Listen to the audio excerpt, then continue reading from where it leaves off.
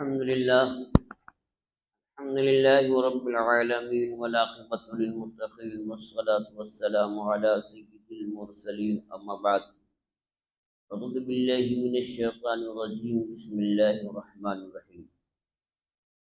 درود پاک پڑھ لیجیے. اللهم صل على سيدنا مولانا محمد معدن الجود والكرم وآله وبارك وسلم صلاة وسلام عليك يا رسول الله صلى الله عليه وسلم. غور و فکر کی فضیلت کیا ہے؟ اس سلسلے میں امام غزالی رحمۃ اللہ تعالی علیہ قرآن اور حدیث سے غور اور فکر کرنے کی فضیلت بیان فرما رہے ہیں. فرماتے ہیں کہ اللہ رب العزت نے اپنی کتاب عزیز میں بے شمار مقامات پر غور و فکر کرنے کا حکم دیا اور غور و فکر کرنے والوں کی تعریف بھی فرمائی ہے. چنانچہ اللہ تعالیٰ فرماتا ہے الذین یذکرون اللہ قیاما وقعودا وعلی جنوبہم ویتفکرون فی خلق السماوات والارض ربنا ما خلقت ھذا باطلا. اس کا ترجمہ ہے اور جو اللہ کی یاد کرتے ہیں کھڑے بیٹھے اور کروٹ پر لیٹے اور آسمانوں اور زمین کی پیدائش میں غور کرتے ہیں وہ کہتے ہیں کہ اے ہمارے رب تو نے بیکار نہ بنایا. اب اس آیت مبارکہ میں دیکھیں کہ اللہ کے وہ بندے جو کھڑے بھی اللہ کو یاد کرتے ہیں بیٹھے بھی اللہ کو یاد کرتے ہیں آسمان اور زمین اور ساری چیزوں میں غور کرتے ہیں تو انجام یہ ہوتا ہے کہ غور کرنے کے بعد کہتے ہیں کہ اے میرے رب کسی تو نے بیکار نہیں بنایا. یعنی ہر چیز کی پیدائش کی حکمت کو جان لیتے ہیں. اس آیت مبارکہ میں غور و فکر کرنے کی فضیلت بیان ہے. حضرت سیدنا ابن عباس رحمۃ اللہ تعالی رضی اللہ تعالیٰ عنہ فرماتے ہیں کہ کچھ لوگ ذات باری تعالیٰ میں غور و فکر کرنے لگے تو سید عالم نور مجسم صلی اللہ تعالیٰ علیہ وسلم نے ارشاد فرمایا اللہ تعالیٰ کی مخلوق میں غور و فکر کرو اور اللہ تعالیٰ کے بارے میں غور و فکر نہ کرو کہ تم رب تعالیٰ کو نہیں جان سکتے جیسے اسے جاننے کا حق ہے.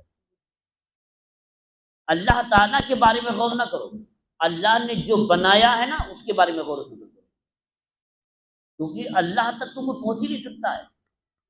عقل بھی وہاں تک نہیں پہنچ پائے گی تو فکر کرنا مطلب حاصل ہی نہیں کر پائے گا. ہاں جو اس نے بنایا ہے اس میں غور و فکر کرو. اب حدیث پاک بھی سماعت فرما لیں مزید.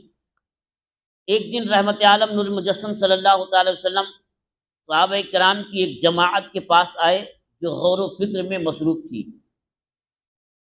حضور نبی کریم صلی اللہ تعالی وسلم نے فرمایا تم کلام کیوں نہیں کر رہے ہو؟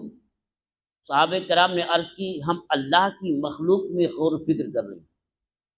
حضور نے فرمایا تم ایسی ہی کرتے رہو, اللہ کی مخلوق میں غور و فکر کرو اور اس کی ذات میں غور و فکر نہ کرو. مغرب کی جانب ایک سفید زمین ہے جو 40 دن کی مسافت پر واقع ہے. اس کا نور اس کی سفیدی ہے. وہاں مخلوق خدا میں سے ایک ایسی مخلوق ہے جس نے پلک جھپکنے کی مقدار بھی اللہ تعالیٰ کی نافرمانی نہیں کی ہے. صحابہ کرام نے عرض کی یا رسول اللہ صلی اللہ تعالی وسلم شیطان ان میں نہیں؟ ارشاد فرمایا وہ نہیں جانتے کہ شیطان پیدا بھی ہوا ہے کہ نہیں یا نہیں. عرض کی گئی کیا وہ اولاد آدم ہے؟ فرمایا وہ تو آدم علیہ السلام کے پیدا ہونے یا نہ ہونے کو بھی نہیں جانتے. مطلب الگ ہی کوئی مخلوق ہے. اب وہ ہے کوئی جگہ جہاں مخلوق ہے اور ایسے لوگ رہتے ہیں اور غور و فکر میں لگے ہوئے ہیں, لیکن وہ مخلوق کیا ہے یہ حدیث پاک میں بیان نہیں ہے. مگر اتنا ہے کہ نبی غیب کی خبر دے رہے ہیں. بھئی جو بیان فرمایا کہ اللہ کی مخلوق میں غور کرو, اس کی ذات میں غور نہ کرو, اور مغرب میں یعنی پچھم میں ایک سفید زمین ہے جو 40 دن کی مسافت ہے, یعنی اتنی لمبائی چوڑائی اس کی ہے, اور اس کا نور اس کی سفیدی ہے, روشنی ہی روشنی ہے. وہاں اللہ کی مخلوق میں سے ایک مخلوق ہے جس نے پلک جھپکنے کی مقدار بھی اللہ کی نافرمانی نہیں کی. یہ غیب کی خبر تو ہے کہ نہیں ہے؟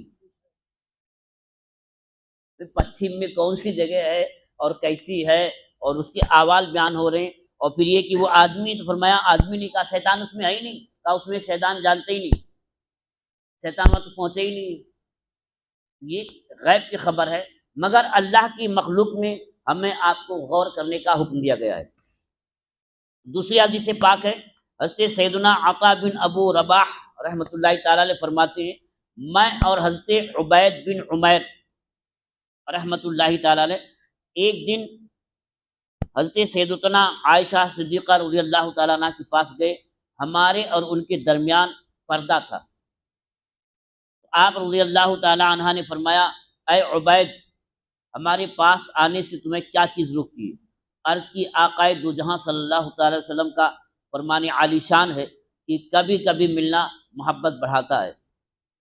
پھر حضرت سیدنا عبید بن عمیر رحمۃ اللہ تعالیٰ نے کہا، آپ ہمیں رسول کریم صلی اللہ تعالی علیہ وسلم کی کوئی بہت ہی پسندیدہ بات ارشاد فرمائیں جو آپ نے ان میں دیکھی ہو۔ یہ سن کر حضرت سیدہ عائشہ صدیقہ رضی اللہ تعالیٰ عنہ رونے لگی اور فرمایا، نبی کریم صلی اللہ تعالی علیہ وسلم کا ہر معاملہ پسندیدہ ہی ہے۔ ایک رات آپ رسول اللہ صلی اللہ تعالی وسلم میرے پاس تشریف لائے، حتیٰ کہ میرا جسم ان کے جسم سے مس ہو گیا۔ پھر فرمایا، مجھے چھوڑ دو، میں اپنے رب کی عبادت کرنا چاہتا ہوں۔ چنانچہ آپ مشکیزے کی طرف بڑھے، یعنی وہی پانی کا مشق جس میں پانی رہتا ہے، اس سے وضو فرمایا اور نماز کے لیے کھڑے ہو گئے۔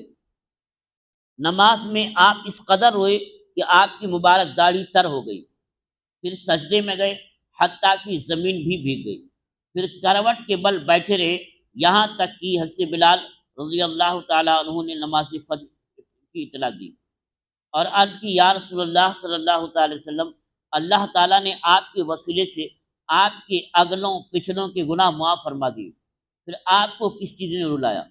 ارشاد فرمایا، اے بلال، میں کیوں نہ رہوں حالانکہ آج رات اللہ تعالیٰ نے مجھ پر یہ آیت مبارکہ نازل فرمائی ہے۔ اور اس کے بعد فرمایا، ان فی خلق السماوات والارض واختلاف اللیل والنہار لآیات لأولی الالباب۔ اس کا ترجمہ ہے کہ بے شک آسمانوں اور زمین کی پیدائش اور رات اور دن کی باہم بدلیوں میں نشانیاں ہیں عقل مندوں کے لیے۔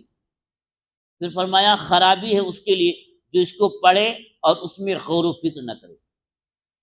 حضرت امام اوزاعی رحمۃ اللہ تعالی علیہ سے پوچھا گیا، زمین و آسمان کی تخلیق اور دن رات کے بدلنے سے متعلق غور و فکر کی انتہا کیا ہے؟ تو فرمایا، انہیں پڑھنا اور سمجھنا۔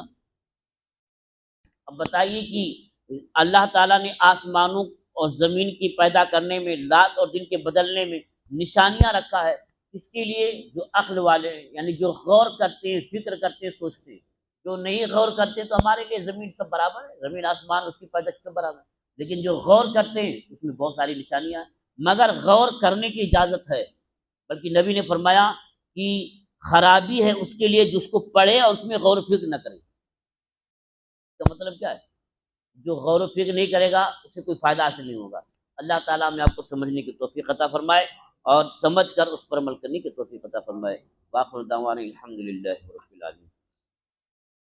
اللہم صلی علی سیدنا مولانا محمد معدن الجود والکرم وآلہ وبارک وسلم صلاۃ وسلام علیک یا رسول اللہ صلی اللہ تعالی علیہ وسلم۔ یا اللہ یا رحمان یا رحیم، ہم لوگوں نے جو کچھ پڑھا اور سنا اسے پڑھنے اور سننے سے زیادہ سمجھنے اور سمجھ کر اس پر عمل کرنے کی توفیق عطا فرما۔ یا اللہ ہماری، ہمارے ماں باپ کی اور اپنے محبوب کی امت کی مغفرت فرما۔ یا اللہ ہمیں جو بیمار ہونے بیماریوں سے شفا عطا فرما۔ یا اللہ ہمیں جو مقروض ہونے والے قرض سے سبکدوشی عطا فرما۔ یا اللہ ہمیں جو تنگ دست ہونے خزانے غیب سے کشادہ رزق واسع حلال طیب و طاہر عطا فرما۔ سبحان ربک رب العزت عما یصفون وسلام علی المرسلین والحمد للہ رب العالمین۔ آمین آمین بحق لا الہ الا اللہ محمد رسول اللہ صلی اللہ تعالی علیہ وسلم۔